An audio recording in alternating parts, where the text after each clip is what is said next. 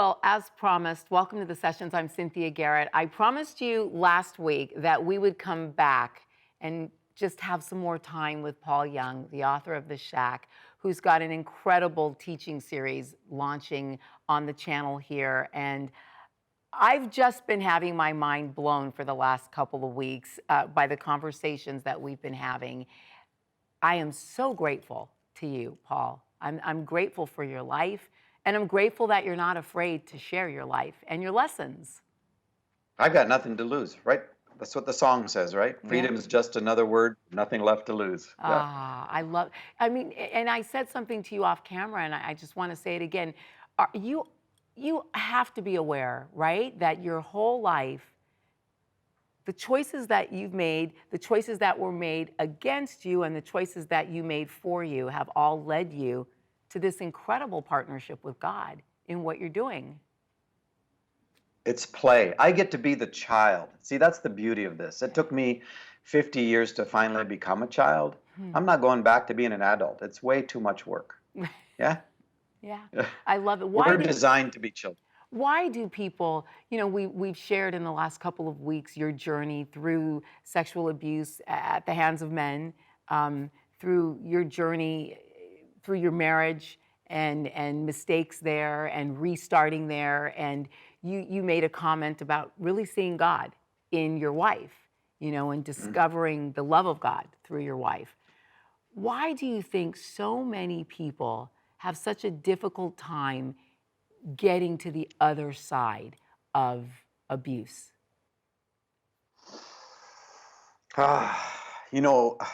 Abuse breaks us and it affects the way we're able to hear and see and taste and touch, and it embeds shame and lies so deeply in us. Let me give you an example of how this works.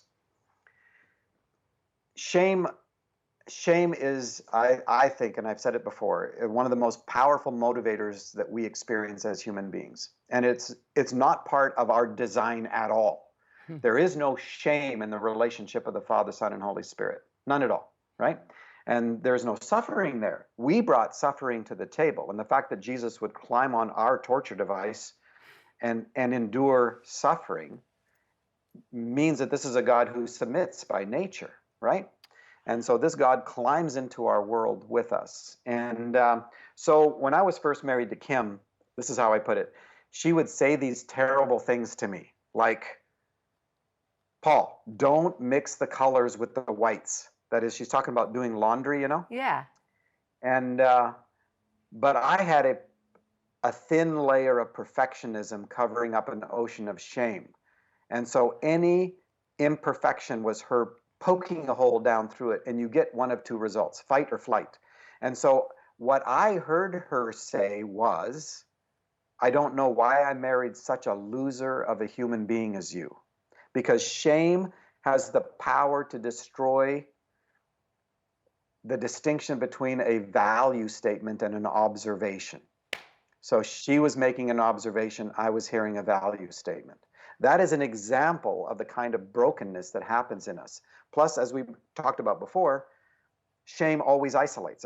Lies always isolate. Addiction isolates. It always pushes you away from relationship. And it's so hard to get to the other side because it's going to require trust. And those of us who are broken, our truster is broken. Totally. And it's gonna take miraculous kinds of intervention for us to begin to take the risk of trust. Give us religion, right? We would much rather have religion because you don't actually have to trust God. You only have to know what you're supposed to do for God, right? Boy. But trust means I've got to know that this is a God who loves me and is good all the time. Yeah. Right? Yeah. And so that's going to raise up all the theological lies and the doctrinal lies and all the other things that I've been told that are not actually true about God. Right? And I've got to deal with them. So a lot of our movement is away from lies and into truth, away from bondage and into freedom. But here's the beautiful thing. Truth can exist without lies, but lies cannot exist without truth. Woo. Light can exist without darkness, but darkness cannot exist without light.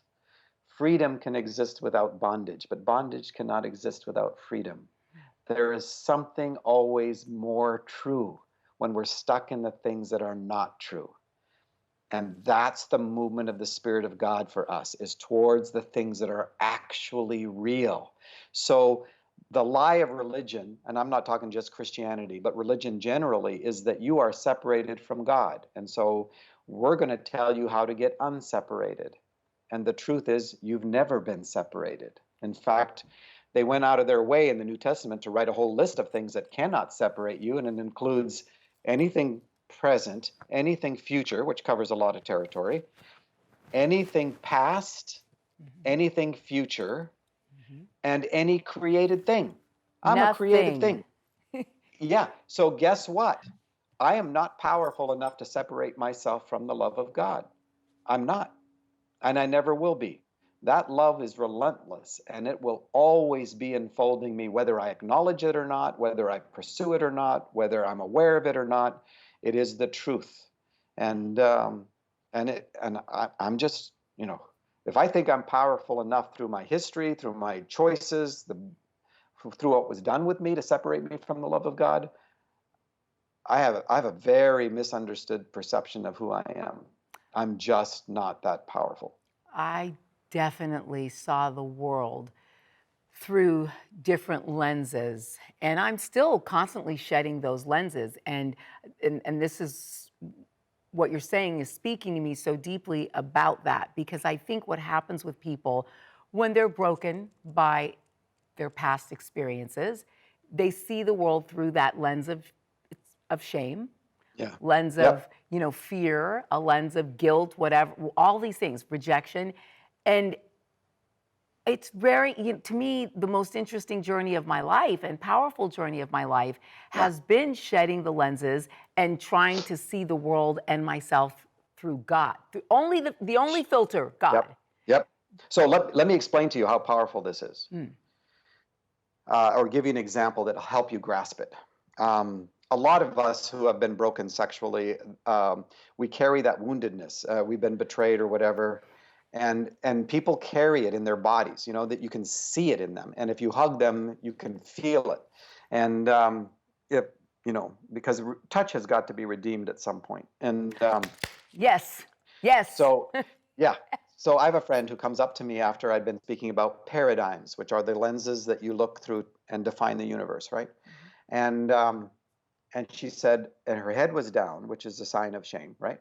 And for a lot of us, we have a hard time looking in somebody's eyes until we're healed. Yeah. And so her head is down, and she said, I want to explain to you the power of a paradigm. And she said, when I was a little girl, from about 3, 4, 5, up till I was almost a teenager, I prayed every night and begged God that he would change the color of my eyes to blue every night. And let me say, I'm telling you this story not only so that we can begin to have grace for others who are stuck inside their paradigms, but that we will extend that grace to ourselves as well. So she says, here's why. My dad was an alcoholic and a mean one, and almost every night he would get drunk, and then in his stupor he would begin to curse me and say things about me that he would not remember, but I remembered every detail. And when he got the angriest, he would say, you are so ugly, even your eyes are the color of cat poop. It's not the word she used, right? But I don't think I can say it on air, but Right. she would say, your eyes are just the color of cat poop.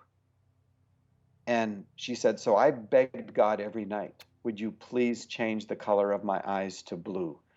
And she looks up at me and she says, so Paul, what are the color of my eyes? And I'm looking into two of the most beautiful blue eyes I've ever seen.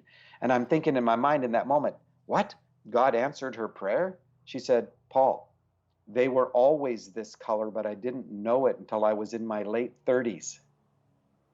Oh That my gosh. that is the power of the paradigms that we're locked inside of, Oh my right? gosh. And as we would like extreme soul makeover, that God would just heal us while we went to Disneyland, Yes. we're too incredibly crafted for quick fixes. Yeah. We're too magnificently woven. So the darkness to be removed, and yet the dark colors that were part of our fabric to be secured and restored, it's going to take some time. We weren't broken overnight, you know. No, and we won't be healed overnight. And that, that is something that I have like a personal pet peeve with a lot of leaders in the faith around the world who don't sort of tell the truth enough. And let me explain what I mean. You can't let people think once they've come to the altar and they've given their lives to Christ, and you take them in the back room and you give them a Bible and you pat them on the head and you send them out and you tell them, now these are the 3 things you have to do. That's why discipleship is so important, because you have to get inside of people's lives to help them. And this is not an easy journey. Love is inconvenient. Love is messy. How do you spell love? Time. Well, I think you're so right. And God gets a bad name because when we don't build people up and spend time helping them understand that God loves them, and he's going to show up for them consistently, just like I'm going to show up consistently, or he's going to show up consistently. We ruin people's relationships with God.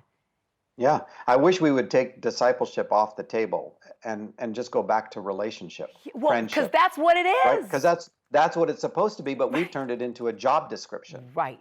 And as a result, we are now salespeople rather than lovers. Whew. You know? Yes, we are. And nobody really wants to buy what we're selling anymore, because guess what? Everyone wants love. Everyone wants love. So if you're not selling that, what are we buying? If you're not being that, right. I don't even want you to sell that. Right. I just want you to be that. Yeah? Right. Yeah. So this is like the perfect point in which you have got to talk about the spiritual key that opens the door, and that's forgiveness. It is one of them, no doubt. You know, if you looked at God's big ring of keys, it would be almost infinite. You know, because the way that we come into wholeness is so uniquely ours. But forgiveness is one of the bigger keys. Well, Jesus Christ's whole gig was forgiveness, right? So how did you forgive the others?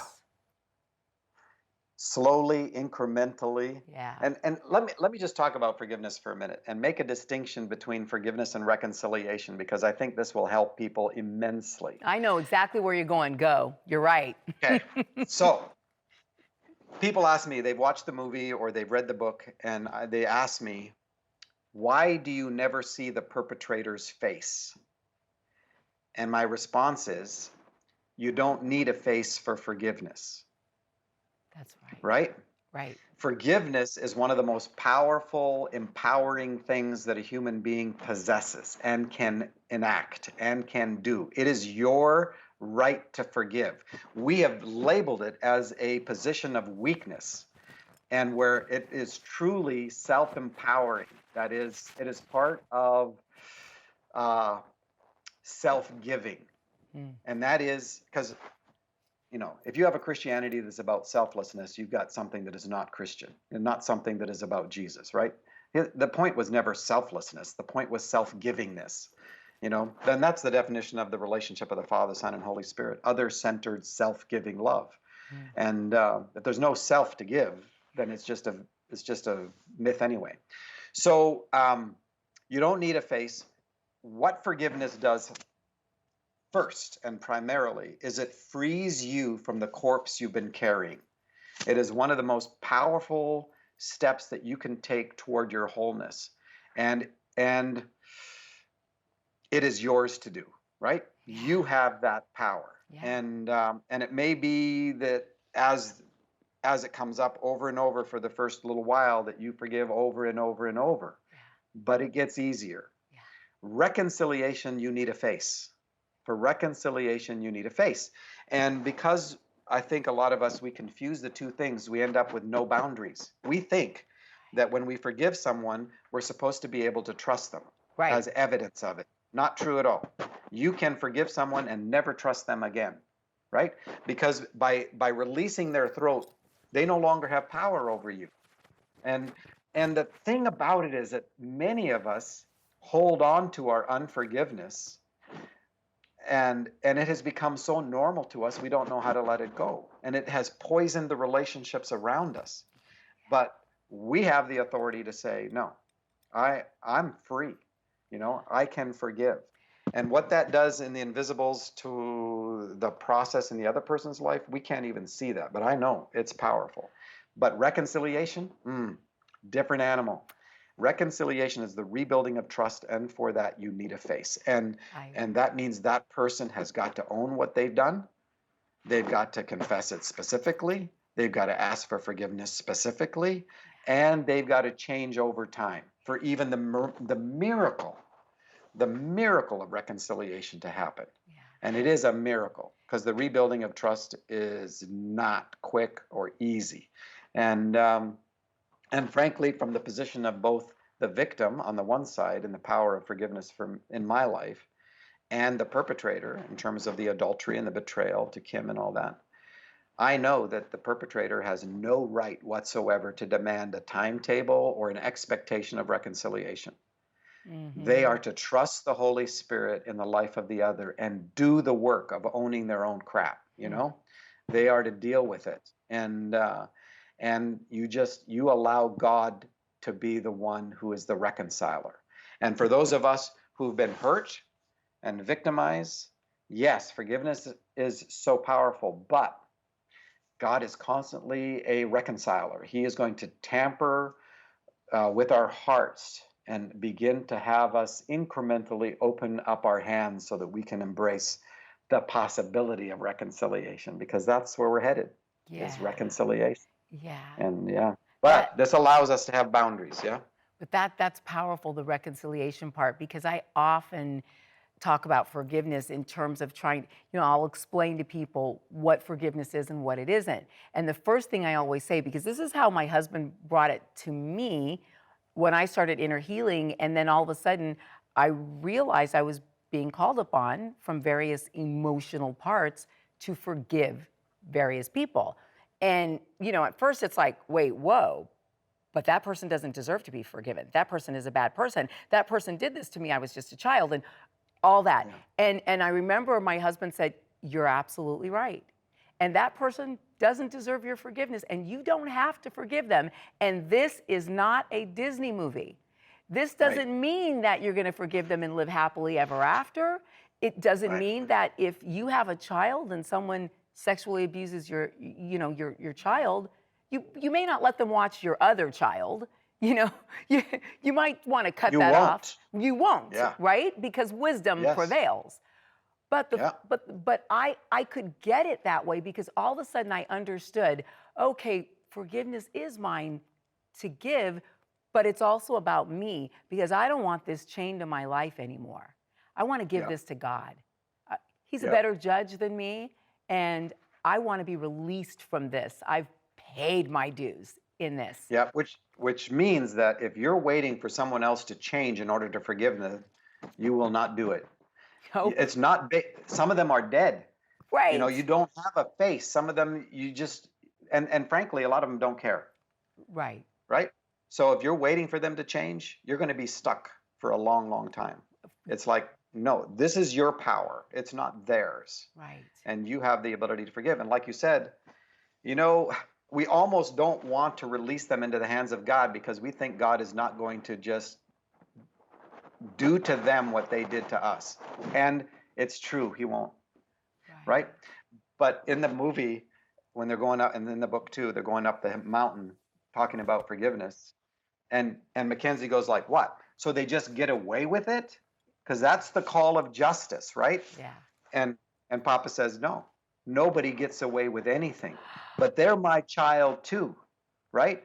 And my desire is to heal them and destroy the impact of this brokenness, right? Yeah. And we've got to trust the goodness of God with that. Even though we're retributive, God is restorative. And justice has got to be restorative, or it's worthless. Right. Yeah. Amazing scene when God offers Mackenzie the ability to sit on the judgment seat. Oh, with Sophia, I know. I know that scene has rippled out so much. So I'm with a friend of mine named Terry King, not long ago. And he's on death row in Tennessee. He's been on death row for 33 years, Oh, right? And I got to build a relationship with him because we have a friend of a friend who goes and visits him. And Terry's life and a lot of the men on death row have been incredibly impacted by the shack. And so I went and spent the first time I met him, spent 2.5 hours with Terry, and we were in a small room, and he had a friend of his, Ron, who's been on death row for 30 years, and they're in a world where the fact that they have become lovers of Jesus, that their worlds have been absolutely transformed, is irrelevant to a justice system that is only bent on retribution and punishment, right? And and they know that.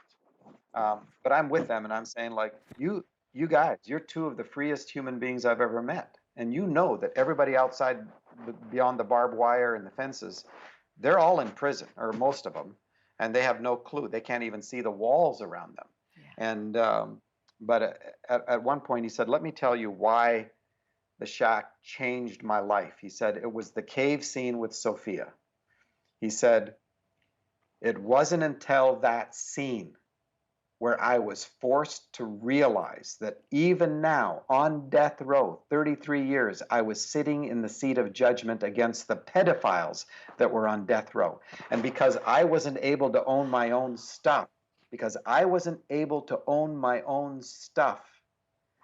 as a result of being a judge of others, I wasn't healed. And he said, when that scene happened, he said, literally, Paul, he said, I was crawling on the floor of my cell trying to get out of my own skin. The confrontation was so incredibly powerful. And he said, as soon as I could get to the place where I recognized, like, oh my gosh, because I thought I was better than someone, I couldn't own my own stuff.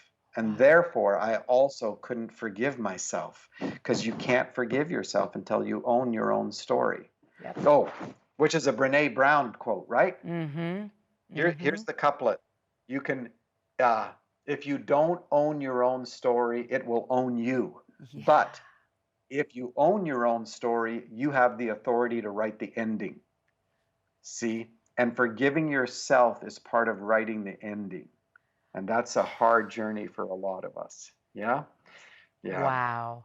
That, And by the way, he now contacts people on the outside and tries to find people who will come visit the pedophiles, because some of them have had not a visitor in decades. Yeah? wow. Okay, Yeah. so like that's a mic drop.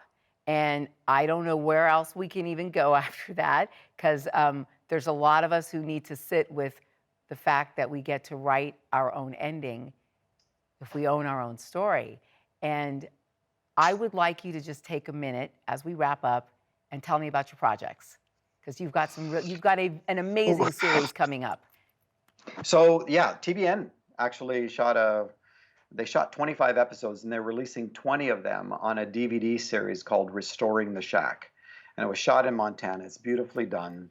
It's of the utmost best quality. And it's just walking through elements of the book, and expanding on them, weaving in stories of my life and whatever. But so you should be hearing about it on that side of the pond pretty soon. Oh, I'm going Um, to have it in about 0.5 minutes after we're okay, finished, okay, FYI. okay. Thanks. And then last year was a pretty wild year, because the movie came out, and then Lies We Believe About God, the nonfiction book, came out. And then I did a conference on the Trinity with Richard Rohr, which was really fantastic. I did Oprah's Super Soul Sunday, right? I Yes. did Restoring the Shack, which is another movie, docudrama that's framed around the prodigal son story, but really focused on sexual brokenness and infidelity and addiction and all those things. One of the most beautiful presentations and introduction to that conversation. It's called The Heart of Man. So there's always stuff going on, but at the end of the day, it is about today's grace. I don't have control over tomorrow. I'm thrilled to have played today. I played hard. I'm so honored to be with you. It's been such a delight for me. And you know what? Tomorrow will have its own grace for whatever tomorrow holds. But I'm Amen. content. I'm content to live in this one. Yeah. Amen. Yeah, I understand.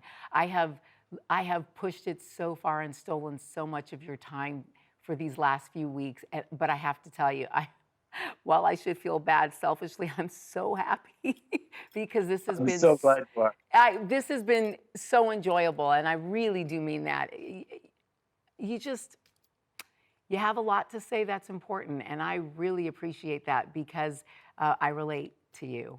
And Well, more than all of that, we got to meet as friends. yeah, And we will be forever friends after all the books are gone to dust and all the movies are no longer watched. And there'll still be the poems and the music and the dance and all of that. And yeah, that is way more significant, in the big picture scheme of things, it that is. we will be forever friends. Yeah. We will spend eternity in heaven, my brother. I know. That's going to take a long time because we're going to have to unravel all the threads that connected everyone together and what their stories were, because every human being is a story. Yeah, So you take one person and begin to unravel and find out who is praying in what closet here and yeah, who said this kind word that they don't remember, but it penetrated into the core of who they were and rescued them in that moment. yeah. All those weavings we get to unwind over It's incredible. bazillion Yeah, it's incredible years. to That's think amazing. to think that for every action there is a reaction, there's a cause and an effect, and to be able to get a glimpse of that is it's mind blowing. And Yeah, we'll thank Darren Wilson for this connection. At least that's the immediate one that we can see. Because actually, if it weren't absolutely. for Darren, I wouldn't even be sitting right here doing what I do today. So Wow. yeah, Wow. Good on him. He's a yeah, good brother. yes, he is a Yep. good brother. You guys, we are out of time. I love you. I am so grateful to our guest. I know that you guys have been blessed by the last few weeks with Paul Young, the author of The Shack. You can catch his series right here on TBN coming up soon. It'll be in America, and then here, I guess we'll just have to have him back next season. That's all I can Come say. on. I'll see you Yeah. guys next week. We got to go. Thank you.